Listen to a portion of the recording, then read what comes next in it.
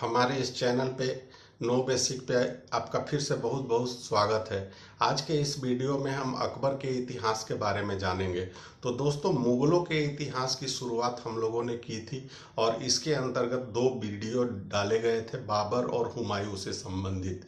बीच में जो 15 साल का एक पीरियड आता है जिसमें अफगान मुसलमानों का दिल्ली पर अधिकार हो जाता है और हुमायूं को भारत से भागना पड़ता है अपनी जान बचाने के लिए।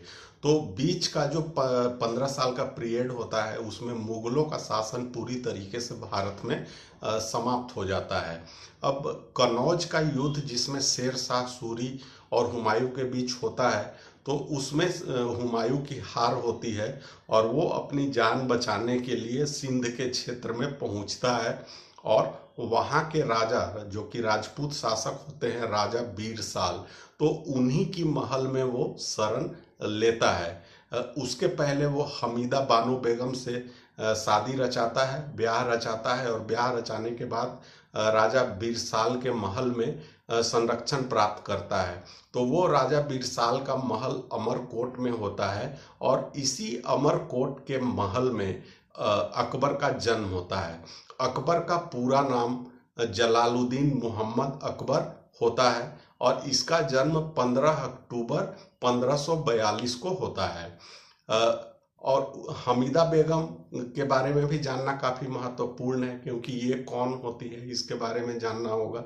तो हमीदा बेगम बेटी होती है किसकी, तो हिंदाल जो कि हुमायूं के भाई होते हैं उसके आध्यात्मिक गुरु एक होते हैं जो कि सिया गुरु होते हैं। उनकी सिया गुरु जो होते हैं उनका नाम होता है मीर बाबा दोस्त या शेख अली अकबर। तो इन्हीं अली अकबर के नाम से अकबर लिया गया और इसका नाम अकबर पड़ा। तो उन्हीं की बेटी होती है हमीदा बानो बेगम।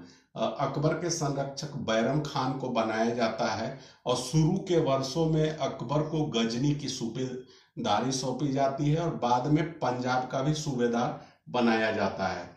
जब हुमायूं की मृत्यु दिल्ली में होती है उस समय अकबर कलानौर में होता है और कलानौर जो क्षेत्र पड़ता है यह पंजाब में पड़ता है। तो ऐसी स्थिति में जब बैरम खान को सूचना मिलती है हुमायूं के मृत्यु की, तो वो जल्दबाजी में ही कलानौर में ही अकबर का राज्याभिषेक करवा देते हैं। कहा जाता है कि ईंटे का एक राज सिंहासन बनाया जाता है और उसी ईंटे के सिंहासन पर अकबर को बिठाकर मुकुट पहना दिया जाता है। मुगल शासन का ताज उसके सर पे रख दिया जाता है और इसके जो गवाह होते हैं, जो उस समय काजी मौजूद होते हैं, उनका नाम होता है मिर्जा अबुल कासिम। तो यहाँ पे बहुत सारे फैक्ट हैं जो कि एग्जाम्स में पूछे जाते हैं, जैसे कि अकबर का जन्म कहाँ हुआ, तो अमरकोट के महल में हुआ था। किस राजा के महल में हुआ था, तो राजा बीरसाल के महल में हुआ था। उसके बाद उसका राज्याभिषेक कहाँ करवाया जाता है यह भी प्रश्न पूछा गया है। तो कलानौर में उसका राज्याभिषेक करवाया जाता है। जो राज्याभिषेक करवाने वाले जो काजी होते हैं उनका नाम क्या होता है, तो वो मिर्जा अब्दुल कासिम होता है। तो अकबर का राज्याभिषेक हो जाता है मात्र 13 साल की उम्र में, और या कह लें कि मात्र 13 साल की उम्र में वो मुगल शासक बनता है या उसे बनना पड़ता है। तो वो बन जाता है। हुमायूं की अचानक से मृत्यु होती है। अब दिल्ली में घटनाएं क्या घट रही है, तो दिल्ली में हुमायूं की मृत्यु हो चुकी है और दिल्ली का गवर्नर होता है तारदी वेग। अब उसी समय में तारदी वेग दिल्ली का गवर्नर होता है। वो देख रहा होता है दिल्ली की सारी प्रशासनिक और शासन व्यवस्था को। उस समय उत्तर भारत में एक बहुत ही प्रभावशाली शासक उभर कर आता है, हेमू। और ये हेमू कौन था, तो आदिल खान, जो कि जौनपुर, अवध और चुनार के क्षेत्र का एक अफगान शासक होता है, जिसके बारे में हम लोगों ने पीछे की वीडियो में चर्चा किया हुआ है कि इस्लाम शाह की जब मृत्यु होती है उसके नाबालिग बेटे को मात्र 3 दिन के बाद आदिल खान हत्या करके खुद गद्दी पर बैठ जाता है और बाद में अफगान साम्राज्य 5 हिस्सों में बंट जाता है। तो एक हिस्सा जो कि आगरा और चुनार का जो क्षेत्र होता है या अवध का क्षेत्र जिसे कह ले, उस क्षेत्र पर शासन आदिल खान का होता है और आदिल खान खुद एक अयोग्य शासक होता है। उसका प्रधानमंत्री होता है हेमू। और ये हेमू कौन होता है? तो हेमू के बारे में कहा जाता है कि ये एक बनिया होता है, व्यापारी होता है, जो कि रेवाड़ी के बाजार में नमक बेचा करता था।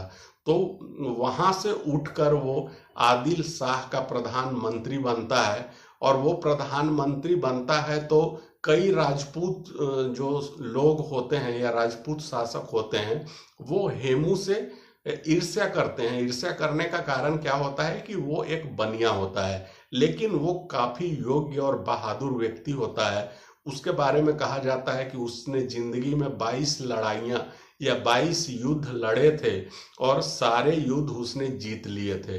तो दिल्ली और आसपास के जितने क्षेत्र होते हैं उन सारे क्षेत्रों पर लगभग हेमू ने अधिकार कर लिया था। अब हुमायूं की जब मृत्यु होती है तो ऐसी स्थिति में वो चुनार, आगरा होते हुए वो दिल्ली पर भी अधिकार कर लेता है और मुगल गवर्नर जो कि तारदी बेग होता है उसको भी वो हरा देता है और तारदी बेग को भागने पर मजबूर हो जाना पड़ता है। वो भागकर बैरम खान के पास पहुंचता है। बैरम खान उसकी हत्या कर देता है। हत्या इसलिए करता है क्योंकि तारदी बेग जो हेमू है उसके बारे में इतनी ज्यादा बखान वो कर रहा था कि हेमू को जीतना लगभग असंभव है और बात कुछ हद तक सच भी थी। तो इस बात से चिढ़कर बैरम खान उसकी हत्या कर देता है। अब अकबर जो है वो अभियान पर निकलता है दिल्ली पर नियंत्रण स्थापित करने के लिए और उसका मुख्य सेनापति जो है वो बैरम खान ही होता है। अकबर तो अभी भी मात्र 13-14 साल का ही है। तो ये युद्ध जो है मुख्य रूप से अकबर के द्वारा अकबर का युद्ध ना होके ये बैरम खान का युद्ध होता है। पानीपत का दूसरा युद्ध लड़ा जाता है हेमू और अकबर के बीच में, या कह ले हेमू और बैरम खान के बीच में। और ये युद्ध लड़ा जाता है 5 नवंबर 1556 को, या कह ले कि इस डेट को इस युद्ध की शुरुआत होती है। युद्ध के शुरुआती क्षणों में जो है वो हेमू जीत रहा होता है और मुगलों की भारी पराजय होने लगती है।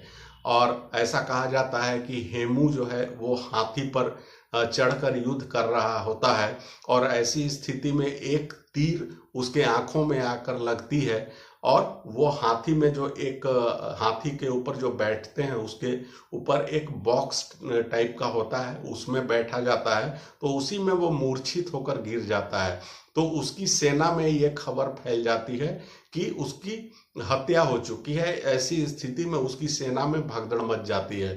तब बैरम खान उसको घायल अवस्था में ही बंदी बना लेता है या मूर्छित अवस्था में ही बंदी बना लेता है और अकबर जो है ये आज्ञा देता है कि उसकी हत्या कर दी जाए। तो बैरम खान उसकी हत्या कर देता है अकबर की आज्ञा पाकर। इस प्रकार से पानीपत के दूसरे युद्ध को अकबर जीत जाता है और दिल्ली पर नियंत्रण स्थापित कर लेता है। लेकिन यहाँ पर एक कलंक भी अकबर के साथ में जुड़ता है। वो कलंक होता है कि एक घायल राजा को उसने हत्या करने की आज्ञा दी। एक घायल राजा को मारा जो कि मूर्छित अवस्था में था या कह ले कि सोए हुए अवस्था में था।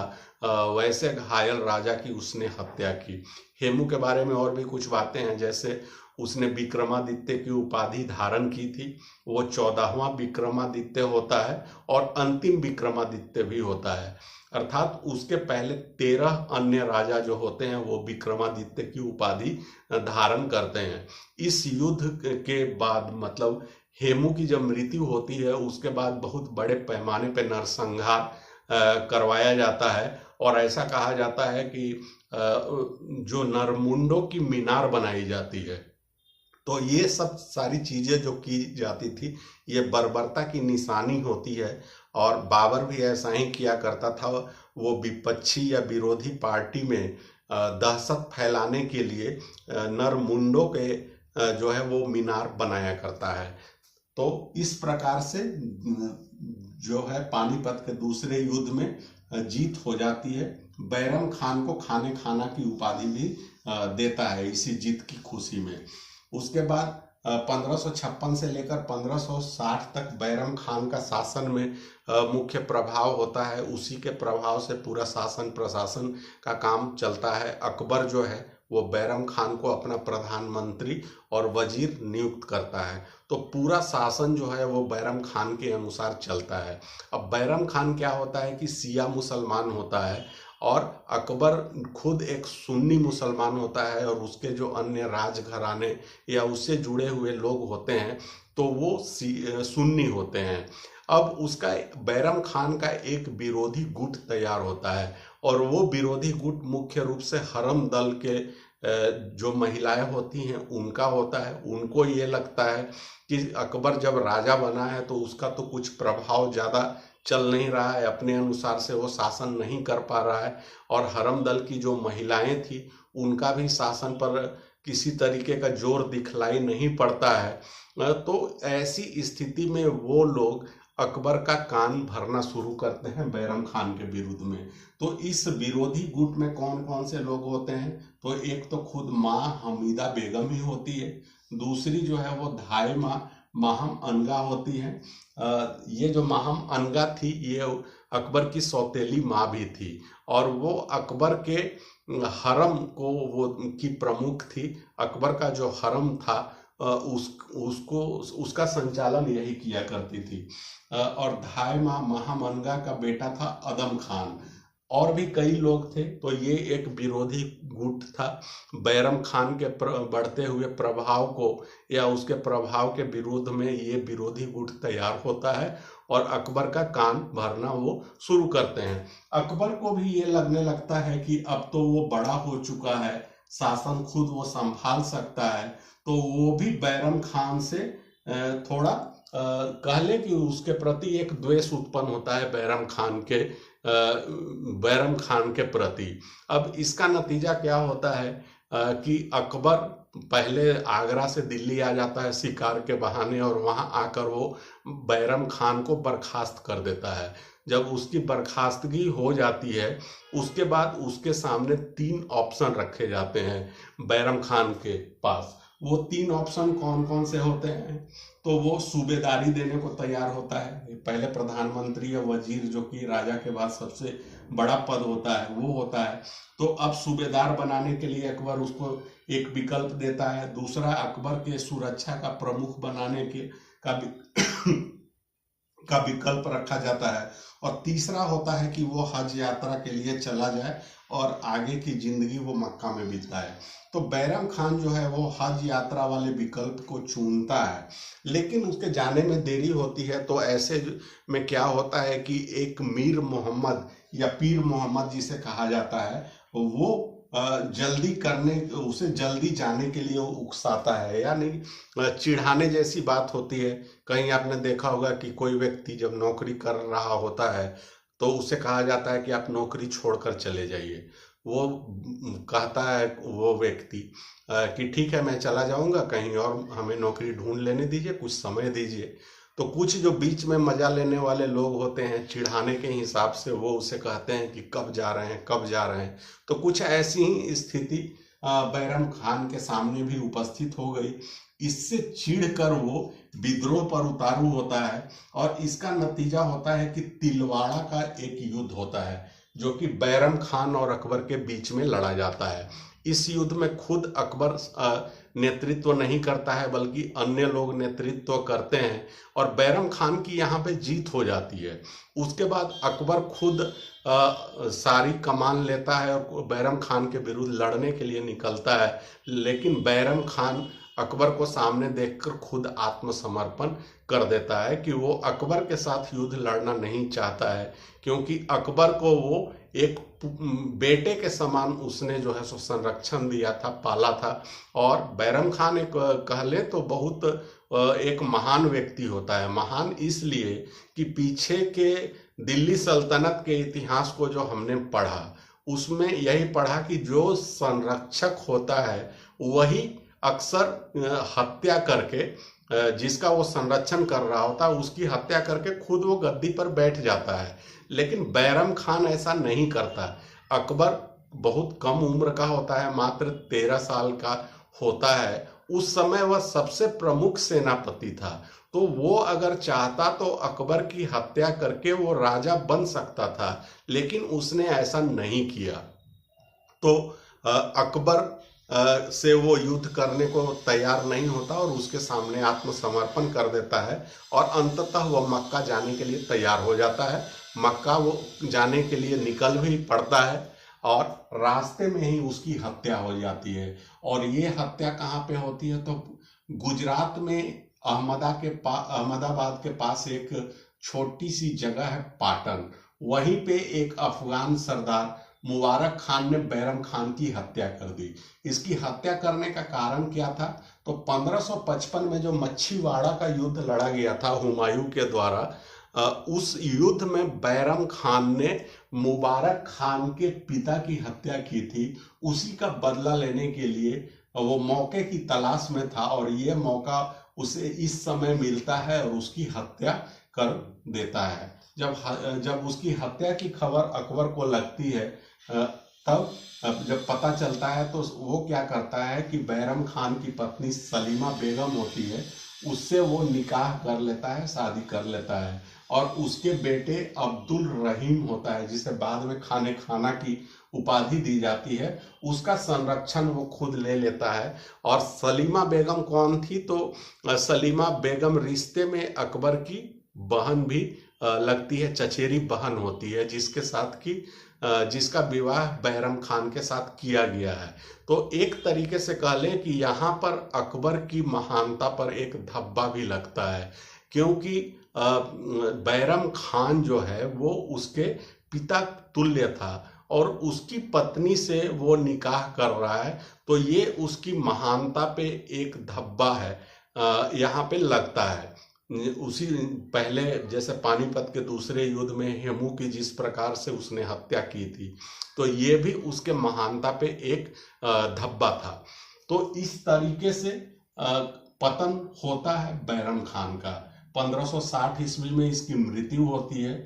जब बैरम खान की मृत्यु हो जाती है उसके बाद अकबर अब शासन करना शुरू करता है और उस शासन पे जो प्रभाव होता है वो हरम दल की महिलाओं का होता है और इस पीरियड को पेटीकोट शासन कहा जाता है। और ये 1560 से 1562, कहीं कहीं 64 भी दिया हुआ है। तो ये 2 या 4 साल के शासन को पेटीकोट शासन या पर्दा शासन कहा जाता है। इस पीरियड में जो शासन का जो है मुख्य रूप से प्रभाव होता है वो माँ हमीदा बेगम, धाय माँ आहम अनगा, अदम खान जैसे लोगों का प्रभाव होता है, या उसी के प्रभाव में अकबर शासन कर रहा होता है। तो यहाँ पे एक बात मैं और भी क्लियर करना चाहूँगा कि आप इस चीज़ को समझिए कि अकबर की उम्र अभी बहुत कम है, 17 या 18 साल उसकी उम्र है 1560 ईस्वी में। और इसमें क्या है कि इसमें महिलाओं के प्रति उसका आकर्षण ज़्यादा होता है और इस चीज को बढ़ाने में हरम दल की जो महिलाएं होती हैं, खास करके धाय माहम अनगा, उनकी भूमिका सबसे ज्यादा होती है, क्योंकि धाय माँ जो होती है वो अकबर के हरम को देख रही होती है, मुख्य संचालन करता वही होती है।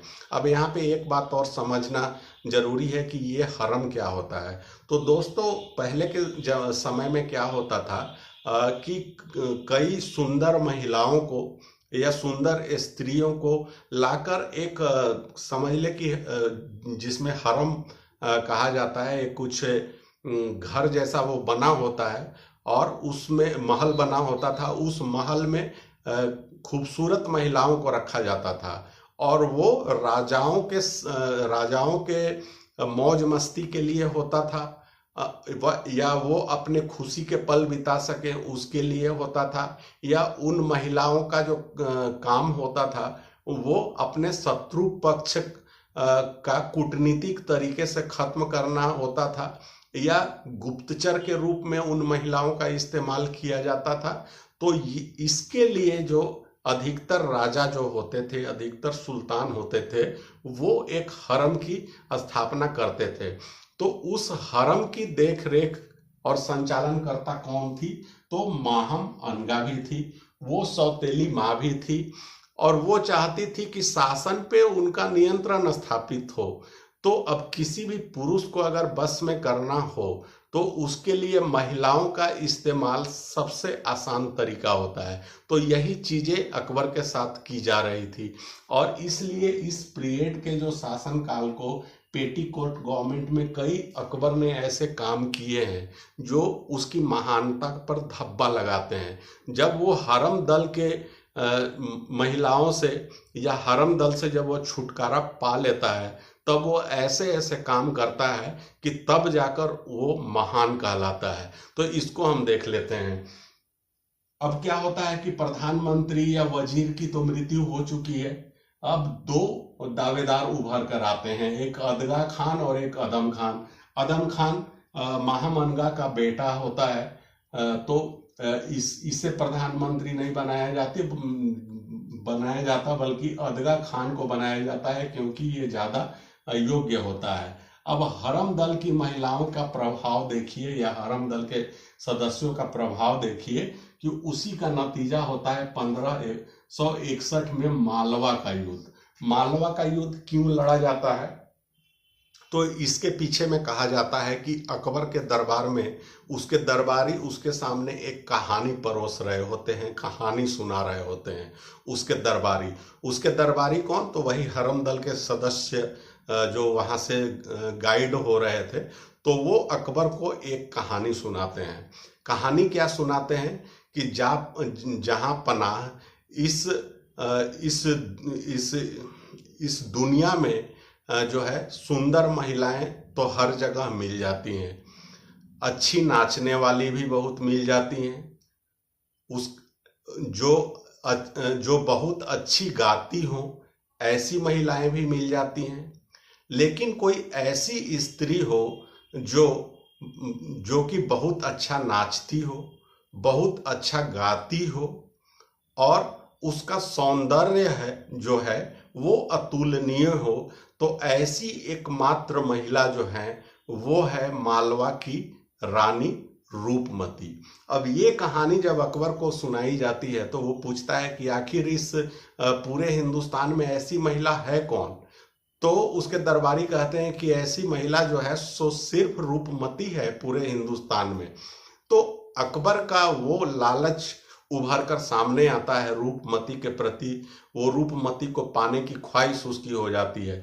तो यहाँ पे कुछ उसी तरीके की बात हो रही है जैसे कि अलाउद्दीन खिलजी पद्मिनी के प्रति, रानी पद्मिनी के प्रति वो आकर्षित होकर आक्रमण करता है। तो यहाँ पर अकबर भी वही चीज करता है और वो मालवा पर आक्रमण की आज्ञा दे देता है, और इसके लिए सेना बनाया जाता है। किसको? तो सेना बनाया जाता है अदम खान को। अदम खान दो सेनापति बनाए जाते हैं, एक होता है अदम खान और दूसरा जो होता है वो होता है पीर मोहम्मद। दो लोगों को सेनापति बनाकर भेजा जाता है मालवा पर नियंत्रण स्थापित करने के लिए, और रूपमती को उसके सामने प्रस्तुत करने के लिए कि रूपमती को उसके सामने लाया जाए और उसे अकबर की रानी बनाया जाए। अब मालवा पे शासन कौन कर रहा होता है? तो मालवा का शासक होता है बाज बहादुर। ये काफी कमजोर शासक होता है। और रूपमती कौन होती है? किसान की बेटी होती है। ये काफी रूपमती होती है, इसमें काफी सारे गुण होते हैं। कहा जाता है बहुत अच्छी वो नर्तकी होती है, उसके बहुत अच्छा वो गाती है, और बहुत ही ज्यादा वो सुंदर होती है। तो उसी चीज से प्रभावित होकर बाज बहादुर इससे शादी कर लेता है, और अपना समय जो है सो नृत्य संगीत में ही वो ज्यादातर व्यस्त रहता है, रूपमती के साथ में ही व्यस्त रहता है। शासन के काम में उतना ज्यादा वो ध्यान नहीं दे पाता है। अब क्या होती है कि मुगल शासक जो है जब उसके आक्रमण का पता चलता है। तो बाज बहादुर को तो पता था कि वो अकबर की सेना के साथ लड़ ही नहीं सकता, और ये जो लड़ाई है एक बाघ और मेमने की लड़ाई है, लेकिन फिर भी वो लड़ने के लिए जाता है। वो इस उम्मीद में जाता है कि कोई अगर सम्मानजनक समझौता अगर का मौका मिलता है तो वो सम्मानजनक समझौता कर लेगा। साथ में वो लड़ने जाने से पहले अपनी हरम दल की महिलाओं या जो भी राज परिवार की महिलाएं हैं उनको उनकी देखभाल करने के लिए कुछ सेनापति रख देता है, और ये भी आज्ञा देकर जाता है कि अगर इन महिलाओं पर को ना बचा सको तो इन्हें सबसे पहले मार डालो, मुगल सेना इन पर अधिकार नहीं कर पाए। इस चीज के साथ वो चला जाता है युद्ध में लड़ने के लिए। वो तो एक कमजोर शासक था, उसकी हार हो जाती है। लेकिन बाज बहादुर जो है वो ये सोचता है कि मुगल सेना जो है सो कोई ऑफर करेगी संधि के लिए या समझौता के लिए, लेकिन अकबर के तरफ से ऐसा नहीं किया जाता है। उसके पीछे का कारण यही होता है कि उसे सिर्फ रूपमती को प्राप्त करना था, क्योंकि अगर संधि करता तो अगर संधि में उसे रूपमती कभी नहीं मिल सकती थी। वो क्योंकि संधि में कभी ऐसा नहीं हुआ कि रानी या उसकी पत्नी या बेटी को मांग लिया गया हो, ऐसा नहीं। बेटी को तो मांग लिया गया, लेकिन पत्नी को मांग लिया जाए ऐसा कभी संधि नहीं होता। तो अंततः इसलिए युद्ध ही किया जाता है कि युद्ध में हराकर उसे जीत लिया जाए। युद्ध होती है, हार होती है, और इस युद्ध को बाघ और बकरी की लड़ाई कहा जाता है। जो जो सेनापति होते हैं अदम खान, और दूसरे जो होते हैं वो मीर मोहम्मद या पीर मोहम्मद जिसे कहा जाता है, पीर मोहम्मद होता है। दोनों जो हैं ये पीर मोहम्मद बहुत जालिम किस्म का व्यक्ति होता है, और इस युद्ध में बड़े पैमाने पर वो नरसंहार करवाता है। अंततः वह बाज बहादुर की पीछा करता हुआ नर्मदा नदी में डूबकर मर भी जाता है।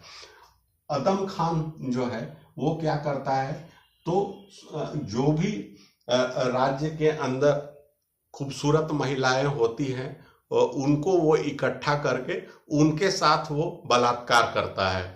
तो ये सारी चीजें अकबर के पास पहुंचती है खबर। अंततः जब मुगल सेना इसके दरबार में पहुंचती है, महल में प्रवेश करने वाली होती है, तो महिलाओं की सुरक्षा का भार जिन सेनापतियों को दिया गया था उन्हें भी महिलाओं का कत्ल करने का समय नहीं मिल पाता है। मुगल सेनाएं अंदर घुस जाती है। ऐसी स्थिति में वो सबसे पहले रूपमती को मारने की कोशिश करता है, इससे रूपमती घायल भी हो जाती है। अंततः क्या होता है कि रूपमती को पकड़ लिया जाता है और उसे अकबर के सामने पेश करने की बात होती है। लेकिन जब रूपमती को ये चीजें पता चलती है तो वो हीरे अपने अंगूठी से हीरे को निकालती है और वो निगल जाती है, और इस प्रकार से रूपमती की मृत्यु हो जाती है। अपने सतीत्व की रक्षा के लिए वो जान दे देती है।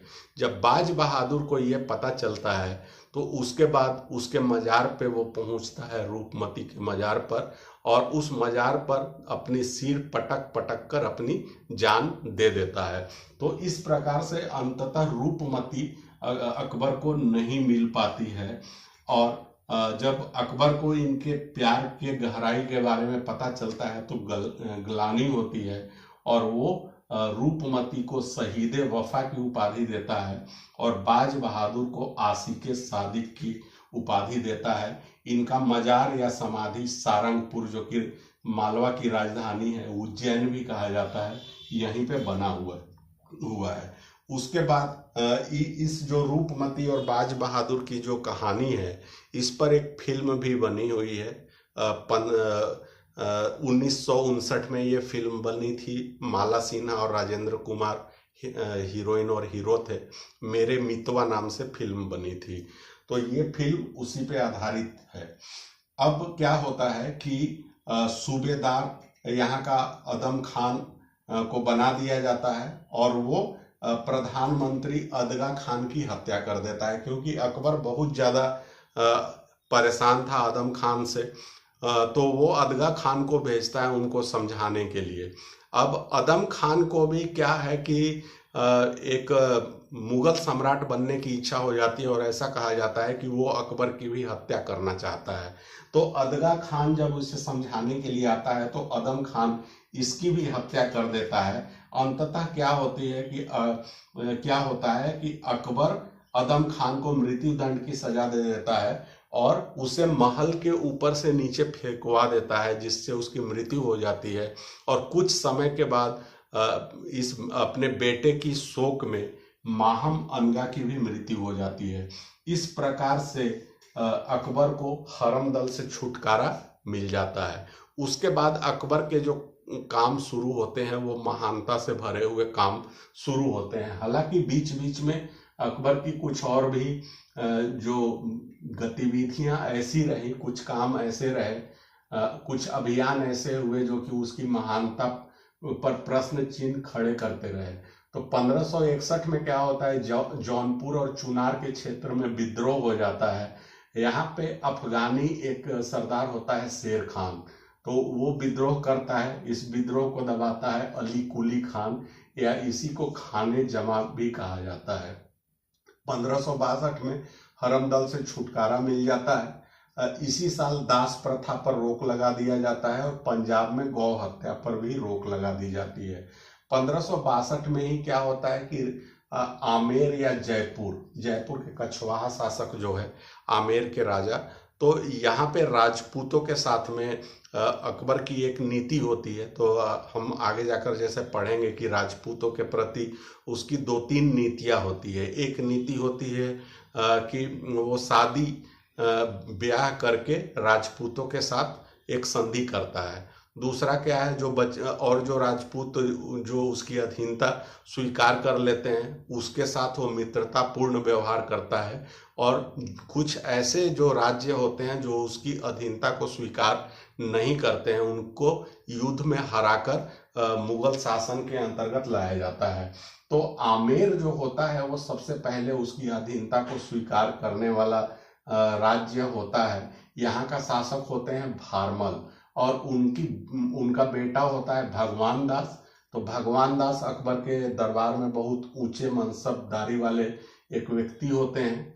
और उसके बाद बेटी होती है जिनका नाम होता है हरखाबाई, इसी का नाम है हीर कुंवर, और बाद में ये इतिहास में मशहूर हुई जोधाबाई के नाम से, और अकबर की सबसे प्रिय रानी ये बनती है। इनका मुस्लिम नाम मरियम उजमानी पड़ता है। अब अकबर की पत्नियों के बारे में हम बात कर लेते हैं। तो अकबर की पहली जो शादी हुई थी वो रुकाइया से हुई थी और वो उसके चाचा हिंदाल की बेटी थी, अर्थात चचेरी बहन थी।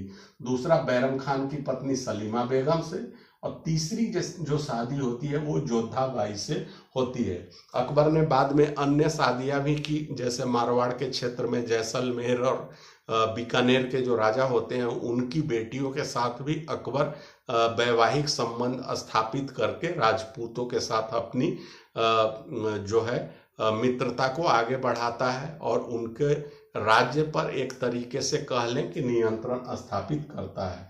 1562 में ही मेड़ता ने भी अधीनता स्वीकार कर ली और वहां के राजा होते हैं राजा जयमल। यही मेड़ता की राजकुमारी होती है मीरा बाई। तो मेड़ता भी अधीनता स्वीकार कर लेता है। उसके बाद 1563 में तीर्थ कर को समाप्त कर दिया जाता है और 1564 में जजिया कर को समाप्त किया जाता है। 1564 में बहुत ही महत्वपूर्ण अभियान चलाता है और वो होता है गोंडवाना पर नियंत्रण करने का अभियान। तो गोंडवाना की स्थिति क्या थी वो हम जान लेते हैं। तो गोंडवाना में रानी दुर्गावती का शासन चल रहा होता है, वो एक संरक्षिका होती है। तो इतिहास में दुर्गावती का नाम बहुत ज़्यादा मशहूर है, फेमस है, इंस्पायरिंग माना जाता है इनकी कहानी को। इनकी वीरता को अभी भी नमस्कार किया जाता है, इतनी वो साहसी महिला होती है। मुगलों को वो 2-3 बार हरा चुकी होती है, इतनी आसानी से वो नियंत्रण में नहीं आती। तो वो रानी दुर्गावती कौन होती है वो हम जान लेते हैं।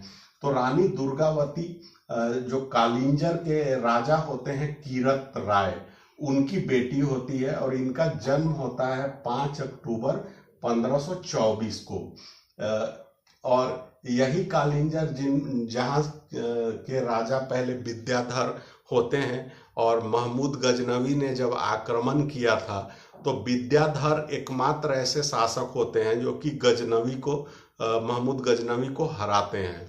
तो उसी कालिंजर से आती हैं, कालिंजर की राजकुमारी होती हैं, एकलौती बेटी होती है कीरत राय की। और इनकी खासियत क्या होती है दुर्गावती की, कि ये इनका जन्म होता है दुर्गा अष्टमी के दिन, इसी कारण से इनका नाम दुर्गावती पड़ता है, या दुर्गावती इनका नामकरण किया जाता है। कीरत राय की ये एकलौती संतान होती है, इसकी वजह से उनका लालन पालन पोषण जो होता है, एक बेटे और एक बेटी दोनों का प्यार उन्हें मिलता है। तो वो सारी चीजों में वो निपुण होती है, बहुत ज्यादा सौंदर्य उनमें होता है, साहसी बहुत ज्यादा होती है, घुड़सवारी करती है, तलवारबाजी करती है, भालेबाजी करती है, तीरंदाजी करती है, जितनी सारी चीजें होती हैं, पुरुषोचित जितने गुण होते हैं सारे उनमें कूट कूट कर भरी हुई होती है। इनकी शादी होती है दलपति शाह के साथ में, और दलपति शाह के साथ जो इन्होंने विवाह किया तो एक तरीके से इनका प्रेम विवाह था। वो गोंडवाना के राजा थे, लेकिन इनके पिता कीरत राय दलपति शाह से इनकी शादी नहीं करना चाहते हैं, लेकिन इनके दबाव में, दुर्गावती के दबाव में अंततः शादी करनी पड़ती है दलपति शाह के साथ में। इनकी शादी हो जाती है, कुछ समय के बाद पिता की मृत्यु हो जाती है, और दलपति शाह की भी मृत्यु हो जाती है, इनके पति जो होते हैं विधवा हो जाती है। जिस समय वो ये विधवा होती हैं उस समय उनका एकमात्र बेटा होता है 3 साल का, जिसका नाम वीर नारायण होता है। तो उसी वीर नारायण की संरक्षिका बनकर गोंडवाना का शासन कर रही होती है। अब एक चीज और भी है कि उनके मायके में अगर देखें तो उनका कोई भाई नहीं होता है। तो कालिंजर उनका मायका था, तो कालिंजर पर भी दुर्गावती का ही शासन चल रहा होता है, और गोंडवाना पर भी चल रहा होता है। अब दुर्गावती पर, या कह लें कालिंजर और गोंडवाना दोनों जगहों को अपने राज्य में शामिल करने के लिए अकबर कोशिश करता है, कोशिश में लग जाता है। और जब ये सुनता है कि यहाँ की शासक जो है कोई पुरुष नहीं होकर एक महिला है, और उस दुर्गावती के अतुल्य सौंदर्य की गाथा वो अकबर जब सुन लेता है तो उसका मन ललच जाता है इस क्षेत्र पर अधिकार करने के लिए। और ऐसा कहा जाता है कि दुर्गावती का शासन इतना बढ़िया था कि पूरी प्रजा उन पर जान छिड़कती थी। टैक्स के रूप में घोड़े और हाथी दिए जाते थे। बदायूनी ने ऐसा जिक्र किया है, या अबुल फजल ने भी जिक्र किया है कि टैक्स के रूप में प्रजा जो है सो हाथी और घोड़े दिया करती थी। तो इतना खुशहाल प्रदेश था, इतना बढ़िया शासन इनका चल रहा था। अब अकबर की नज़र पड़ जाती है यहाँ पे, वो नियंत्रण स्थापित करना चाहता है।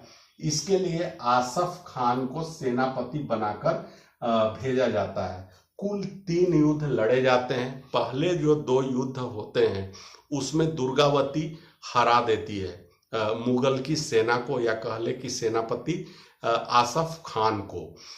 उसके बाद कई सेनापति लगाए जाते हैं, और ये भी कहा जाता है कि दुर्गावती जब मुगलों का आक्रमण होता है तो दुर्गावती के मंत्री होते हैं आधार सिंह। आधार सिंह उनको सलाह देते हैं कि मुगलों की अधीनता स्वीकार कर ली जाए। तो इस पर दुर्गावती कहती हैं कि अधीनता स्वीकार करने से अच्छा है कि वीरता पूर्वक लड़ते हुए युद्ध में मर जाएं। वो खुद सेना के भेष में आ जाती हैं और खुद सैनिकों का नेतृत्व करती है। जब वो खुद युद्ध के लिए निकल जाती है तो सैनिक और प्रजा उनका पूरी तरीके से साथ देती है। तो वो पहले के 2 युद्धों में मुगलों को हरा देती है। अंततः तीसरा जो युद्ध होता है उसमें उनका बेटा, जो कि अब बड़ा हो चुका होता है, 15-17 साल का, तो वो उस युद्ध में घायल हो चुका होता है। वो अपनी आंखों के सामने अपने बेटे को घायल होता देखती हैं और वो कुछ नहीं कर पाती हैं। विवश होकर उसे लेकर जाया जाता है, और जब अंत समय जब आने लगता है उसके बेटे का, तो उनके सामने खबर आती है कि रानी साहिबा आप अपने बेटे को देख लीजिए। तो इस पर वो जवाब देती हैं कि मेरे बेटे से जाकर ये कहना कि ये अभी बेटे से मिलने का समय नहीं है, बल्कि अभी लड़ने का समय है। और उस साथ में उसे ये भी कहना कि मैं उसे देवलोक में मिलूंगी। ऐसा वो कहकर आती है, युद्ध को जारी रखती है, और उन्हें ये लग जाता है कि अब वो युद्ध हारने वाली है। तो अंत समय में वो अपनी तलवार खुद अपनी पेट में घोंप लेती है और इस तरीके से अपने आप को शहीद कर लेती हैं। तो इस प्रकार की हिस्टोरिक कैरेक्टर भी हमारे इतिहास में है, जिनके बारे में बहुत ज़्यादा हमारे इतिहासकारों ने चर्चा नहीं की है, डिस्कशन नहीं किया है। तो नेक्स्ट वीडियो में अकबर के अन्य अभियान और उसके कामों को हम देखेंगे, और उम्मीद करता हूँ कि ये वीडियो आपको पसंद आया होगा। अगर अच्छा लगा हो तो इसे लाइक करिए, शेयर करिए, इस चैनल को सब्सक्राइब कर लीजिए, नोटिफिकेशन वाली घंटी जरूर बजा दीजिए। फिर मिलते हैं नेक्स्ट वीडियो में, तब तक के लिए धन्यवाद। हाँ, एक बात और, दुर्गावती ने कुछ काम किए थे, जैसे 3 वहाँ पे ताल बनाए थे। चेरी ताल जो कि अपनी दासियों के नाम पे बनाया था, रानी ताल अपने नाम पे बनाया था, और आधार ताल उनके मंत्री आधार सिंह थे, उनके नाम पे तालाब खुदवाए थे, उसका नाम आधार ताल रखा गया था। तो फिर मिलते हैं हम नेक्स्ट वीडियो में, तब तक के लिए धन्यवाद।